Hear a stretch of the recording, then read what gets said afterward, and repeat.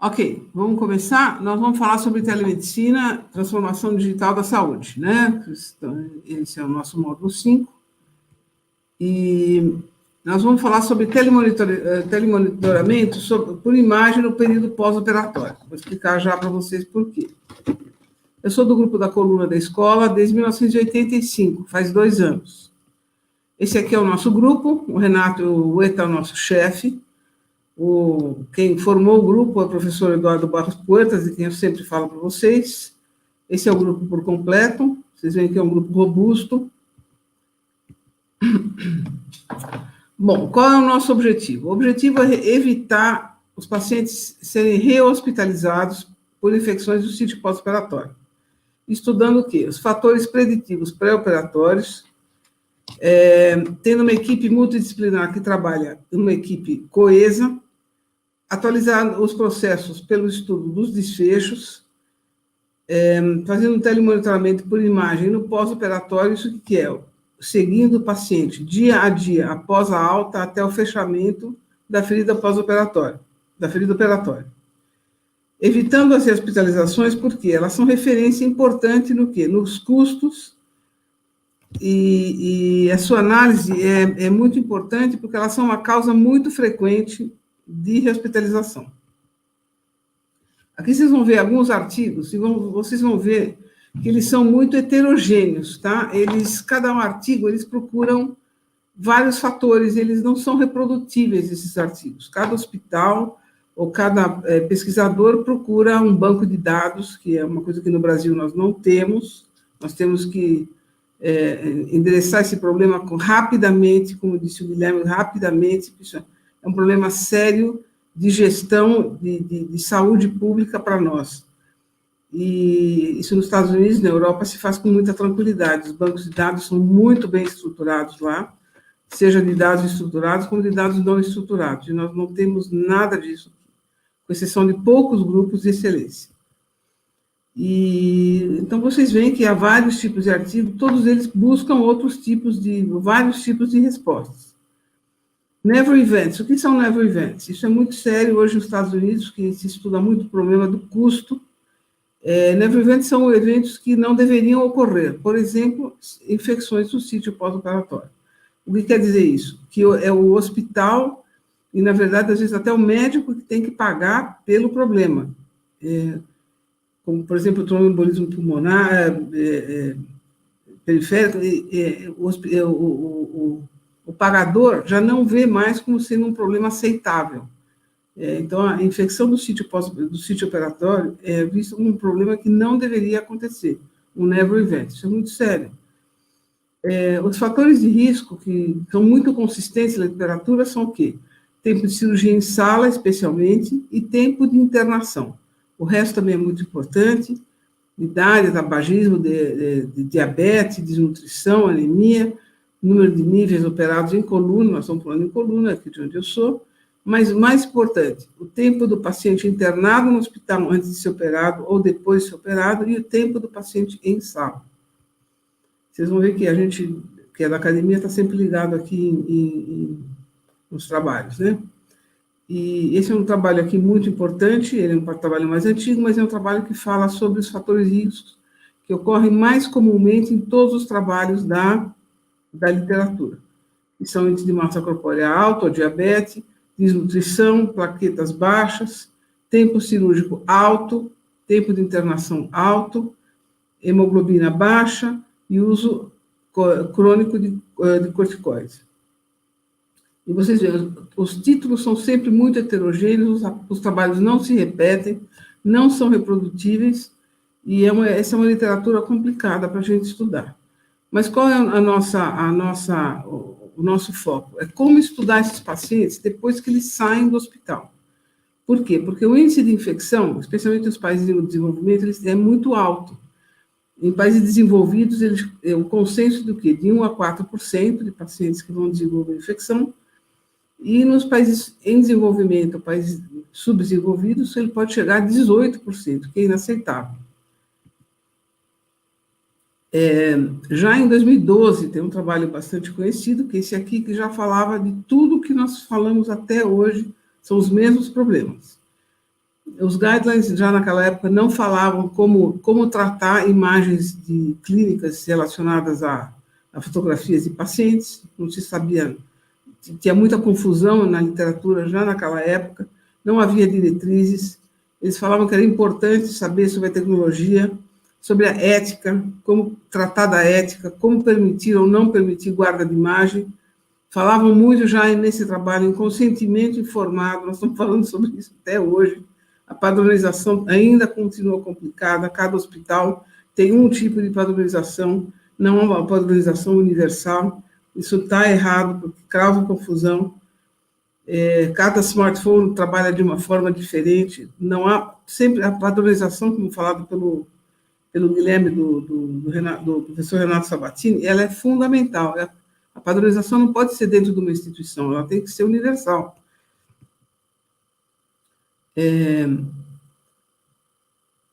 Esse é um projeto aqui na escola que vem sendo instituído agora, se possível, por no parlamento, pelo professor Valério, que esteve aqui conosco, Valério Neto, vocês já viram, e é um projeto de pesquisa aplicada. O que é? É uma validação do telemonitoramento usando imagens no pós-operatório de cirurgia da coluna vertebral, visando o controle da infecção. E esse é onde eu vou trabalhar, e ele vai fazer parte desse projeto dele, que é uma aplicação de cuidado híbrido para apoio do processo de deshospitalização com foco na diminuição das readmissões e rehospitalizações de pacientes crônicos. Por quê? Primeiro, pelo paciente, é claro. Segundo, pelo custo.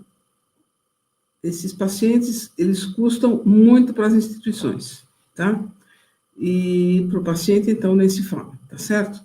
E como vocês viram na literatura, isso já é tratado nos Estados Unidos como um never event. É um evento que não é para acontecer. E a proposta, então, do objetivo do trabalho do professor Valério Neto é provar que o método proposto baseado no cuidado híbrido pode ser um caminho possível para a resolução do problema em questão.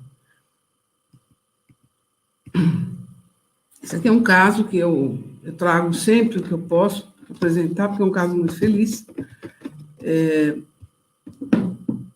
que é uma paciente com uma hérnia muito importante, chegou com dor nos 2 membros, que não é uma coisa comum, com uma anestesia em cela, foi operada e evoluiu com secreção que veio saindo pelo sítio operatório, foi readmitida, foi operada e evoluiu foi operada, voltou, teve que ser reabordada, e aí eu decidi que eu ia, então, fazer um pilotinho dessa paciente, e eu peguei um telefone, que eu não concordo com o que tem na literatura, eu peguei um telefone dedicado, única e exclusivamente, somente para essa paciente, somente para esses, não foi um estudo, não foi nada, eu tive uma conversa com a paciente, dei uma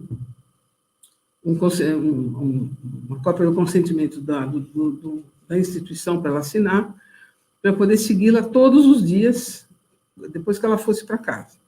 Mesmo assim, ela evoluiu novamente com o mesmo problema, voltou, eu continuei a fazer a mesma coisa, quem decidiu que ela voltaria para o hospital fui eu, que ela vinha no ambulatório a cada 2 dias para fazer seguimento, e num dos ambulatórios nós decidimos que ela seria reabordada, então ela foi reabordada uma segunda vez. Depois dessa vez, ela evoluiu bem, foi tudo muito bem. Quer dizer, eu gostei muito desse segmento diário, por quê? Porque o paciente não fica parado sozinho em casa durante 3, 4, 5 a 7 dias, enquanto não é feito o retorno ao ambulatório. Então, ele não fica desassistido. Então, a intenção qual é? O paciente ser assistido diariamente, enquanto vai para casa, ele tem assistência pelo médico. Eu não uso o WhatsApp, porque eu, assim como praticamente todos os médicos que trabalham com isso em termos legais, o CFM, tudo, não consideram o WhatsApp como um meio que deva ser usado. Eu usei a mensagem do aparelho para receber as imagens e para receber texto. E eu considerei muito feliz, quer dizer, foi muito tranquilo, não houve saída de imagem para lugar nenhum, porque esse aparelho era dedicado. E, como vocês veem aqui, a imagem ela não foi validada ainda, em termos da parte de computação, mas foi um caso só. Mas vocês veem aqui, por exemplo, vocês olhando, vocês têm condições, se vocês olharem para a região proximal da ferida operatória e a região média, vocês conseguem ver com tranquilidade que há uma certa alteração na imagem. Então, é assim que eu pretendo fazer um segmento, usando aquela codificação de vermelho a verde, vermelho, laranja, vermelho, laranja, vermelho, laranja até amarelo, fazendo uma sequência lógica disso, para decidir se o paciente deve voltar ao pronto-socorro ou deve até ser reinternado. Mas como até agora foi só um paciente, está indo razoavelmente bem. Nós vamos com calma, vamos trabalhar com o professor Valério. O objetivo dentro da literatura, e nós vamos seguir, é o quê? Uma precisão de diagnóstico, a sensibilidade, que isso está em questão na literatura, a especificidade, que parece que funciona muito bem, dar confiança ao médico, à equipe médica, quem deve lidar com a imagem sempre são os médicos, e um gerenciamento bem feito das imagens, dos contatos das fotos e dos textos que estão dentro do aparelho. Então, como vocês veem, então a ideia é essa, né? Você está vendo aqui à esquerda do seu monitor, que nós temos um problema na região distal da ferida operatória, que depois você tem um acompanhamento diário, que é feito como? O cuidador e o paciente são treinados no hospital ainda enquanto estão internados, como fazer a fotografia, que vai ser feita todos os dias no mesmo lugar, com a mesma luz, na mesma hora, com o mesmo enquadramento. Sempre há um protocolo a ser seguido. Tudo na medicina a gente tem um protocolo para tudo. Então, eles são treinados, os dois, a gente explica inúmeras vezes como é feito, como não é feito, trata-se de todas as perguntas possíveis e imaginárias e sempre pede-se licença. Não adianta só entregar um papel para assinar na mão e virar as costas e ir embora. Sempre pede-se licença, explica-se qual é a razão, e o mais importante, não quer participar? Não tem problema. O tratamento sempre vai ser exatamente o mesmo. O mais importante para nós é a educação, né? A educação sempre é o primordial, seja para estudantes, seja para os pacientes. O termo de consentimento ele tem que ser apropriado, ele tem que ser claro, significativo para o paciente e para a instituição e para o médico. Fundamental, proteção da apropriada das imagens e dos textos. É um tema central desde 2000, desde que existem imagens em aparelhos smartphones ou aparelhos como um iPad ou livros eletrônicos, e as instruções referentes à ética continuam tão importantes como quando isso começou. O tema é tão válido quanto sempre foi. As salvaguardas de segurança e as diretrizes. Esse trabalho que está aqui no pé da página, ele separou alguns poucos aplicativos que tinha naquela época, em 2019, não eram tantos assim, ortopedia, plástica, desculpa, plástica, e ele escolheu esse que chama-se Share Smart, que eu vou mostrar para vocês. Ele gostou muito porque tinha consentimento para fotografia dentro do aparelho. Se o paciente quisesse, podia pedir o aparelho também. O que ele considerava de armazenamento seguro das fotos, separado do sistema de armazenamento intrínseco do telefone, com o qual eu particularmente não concordo. Eu acho que se você vai fazer esse tipo de trabalho, de telemonitoramento remoto do paciente, por imagem, você deve ter um aparelho dedicado, mas isso é um pensamento meu. A lista de contatos dos profissionais de saúde está organizada e a transmissão é segura de fotos e mensagens entre médicos. Essa é a nossa lei, entre médicos, tá? Então, está aqui o termo de consentimento, o armazenamento seguro de fotos, a lista de contatos e aqui a plataforma de textos e fotos. E ele mostra que houve um aceite enorme, tanto de pacientes como dos profissionais.